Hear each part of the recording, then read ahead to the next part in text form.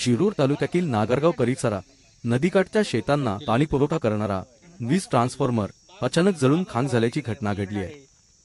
या ट्रान्सफॉर्मरवर अनेक शेतकऱ्यांची सिंचन व्यवस्था अवलंबून असल्याने शेतकऱ्यांमध्ये चिंतेचे वातावरण निर्माण झाले आहे।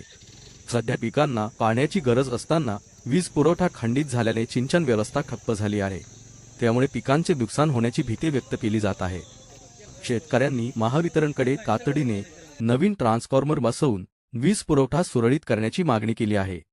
आरजे न्यूज 27 मराठी स्थानिक घडामोडींचे अचूक आणि विश्वासार्ह वृत्तांकन।